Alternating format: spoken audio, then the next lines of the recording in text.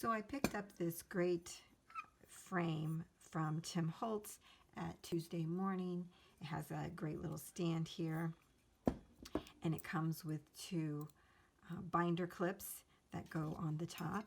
And what I thought I would do is create a yearly calendar, but it would be on a monthly basis, and hang from here. So we could create some kind of collaged calendars. So the first thing we're going to do is cut down the pages that hang from this. I already figured out the size that is needed, and it is 3 1/4 by 5 inches. And then I am using a We Are Memory Keepers punch. This is the punch I'm using, the punch board. And our settings are at 1 and 32. And what I found was best is if you take an old credit card that you might have in your stash, you put this alongside the bar right here, slide it in, and then slide your paper in, and then hold your paper, and then punch it. And then it just makes the holes fit better when they hang. So that's how I found out how to hole punch them. So let me show you now how we get down to this size. The best way I found to get more out of your 8 1/2 by 11 cardstock paper is to cut across the paper rather than long ways. So we're going to turn it landscape, and we're going to cut at 5 2 times. So it only leaves just a smidge there. And then what we'll do is take our pieces, turn them landscape long ways across again, and go to 3 1/4, and then cut that out. You will get 2 going this way. So you actually get 4. If you would go the other direction, you'd only end up with 3. Okay, now we have our 4 pieces cut out. We only had a minimal amount of waste, but we can always save that for other projects. We'll bring in our punch board and start punching the holes in there. Another way to do this is to use just a regular hand punch. Make yourself a template, which is what I did in the beginning, and line them up. You can actually punch it just like this, or you could use a pencil to mark it and then go ahead and punch it. So there's a couple ways for you. So what I'll do is I'll go ahead and start punching these, and I'll be back. I have all the holes in our papers now, and it's time to decorate. I thought I would do one with you and then probably just do a project share of the other ones. So I decided to use for January the Snow and Cocoa collection. So I did select one piece out of the collection. I cut this down to match the same size of our base paper. I'm going to glue that on top. And then I picked out some other elements. I have a chipboard piece of the house, a couple snowflakes, a little sign, the wonders of winter, one of the frames, and then I'll add some other pieces as well. So I'll just get started on putting this together. One of the main things I want to do here is have it be layered, but within the frame of the paper, because we won't have a lot of room outside of that. So if this is hanging here, you know, we aren't able to have things off the side of the page. So just keep that in mind if you are using that same type of tool to hang them. I'm just using Fabri-Tac here because it will allow me to have some wiggle room. Lining that up with the base page, and there we go. If you turn it over and there's any overlap, you could just cut that off. Now I wanted to put a calendar in the frame, And I was going to use the one in the Snow and Cocoa 6x6 paper pad, but it's a little bit small, and then I noticed that it just has the numbers mapped out. They're not actually by the day of the week. So I found a calendar on printacalendar.com. I'll have that link down below. And I took this, shrunk it down to 95% and printed it. And then when I cut that out, it fit perfectly here in the frame. Sorry about my cat. So I'm going to go ahead and glue this to the back side. I did have to go into the next month, but I can easily just reprint that.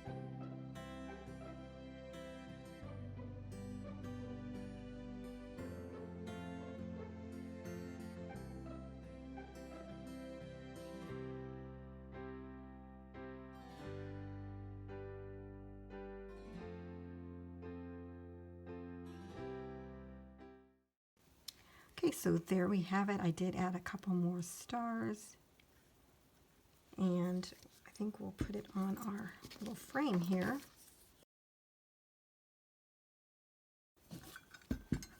And there you have it. That's what it would look like. So I'll get started on the rest of our cards, decorating them for the rest of the months. So I had started this project in January of this year, and I certainly did not think that it would be until April that I got back to share the rest of these cards that I created. I had finished the project up to the point that I filmed about decorating, and then I set it aside and I did other things, and I feel bad about doing that. I am happy now to say that I have created a card for all 12 of the months for this year, and I am ready to share the outcomes. I had a lot of fun creating these, and really once you got into the groove, it was just like creating a memory Jacqs or a trader's card. Really fun. Now let's dig into all of the cards that I created. So this first one for January you've actually seen, but I did add some of the Snow and Cocoa gold snowflakes. I thought it just needed a little bit of something more. So I am really loving how this turned out in the end. The next one I had is February, and I did a Valentine's theme for this. I actually made it a shaker, but I found there's really no need to do shakers because, you know, we're not shaking it up or anything like that, but it did turn out really cute. The way I did it was I used tulle and I sewed that around, added the sequins, and then sewed it across the top. Added some corrugated hearts that I got from Michael's. And this is the Target pom-pom trim, which I'm actually using quite a lot. I'm surprised. And it says, "Cue the confetti," which is kind of cute. And of course, this is an LOL girl here. Love that. Each month, I am posting these on Instagram to start out the month. So I think that's kind of fun to continue to use them in more than one way. Here is March. I did a St. Patrick's Day theme, and I used Paper Phenomena 365 project paper, and I love it. I put this up on foam to give it some dimension. There was some gold coins in the kit, and this says, "The leprechauns made me do it." Really cute. There was a photo frame in the collection, so I used that, and I put some gold tulle behind the calendar, which really gave it a nice look and added some sequins on it. And I love the background that was in the paper. So I love how that one turned out. The next one is April, though, you know, maybe the joke's on me. It took me this long to get these done. But I am so happy to have them done. I posted this on my Instagram today. Now this chick here and the eggs is all one sticker, and I got that from the Dollar Tree. I really love it. He has a little paintbrush here. He's painting his little Easter eggs, so I put the words coloring eggs, and I put that on foam tape to give it dimension. I added a word from the paper pad, Easter, from Echo Park is what I used, and it says hop, hop, hop, hop. And hello Easter, I think. I used Easter or hello Easter. I can't remember which one. I added a puffy bee here. He's super cute. And for the calendar, what I did was I actually used watercolors, and I put the different colors that were in the background paper here. And I really just love how that came out. I think it is so cute. So here's the next one for May. And May is my birthday month, and so I decided to create a little celebratory display here because, you know, with what's going on, who knows if I'll even be able to celebrate it with anyone besides my son. So I did a lot of the chipboard pieces that are from the Let's Party paper collection, and that is from Simple Stories. I loved it. They even had these frames that went with the whole collection. Really cute. I don't know that I'll be able to get all these around me. Let's see. Okay, and the next one for June, I decided to use my carousel collection from Maggie Holmes. I haven't used it yet, and I thought this would be a perfect month for that. I again added the Target pom-pom trim at the top and bottom. I added some of the dimensional chipboard stickers here, the stars from the collection, and this ticket booth was part of the ephemera pack. Now this little girl was actually inside the ticket booth, and I cut her out so I could put the calendar there, and then I put her over here behind one of the tickets that says good for one ice cream cone, and that is from the sticker pack. I love how this turned out. For July, I created a 4th of July firework type of layout here. We have some watermelon, like a picnic. I used the gingham in the background with the stars.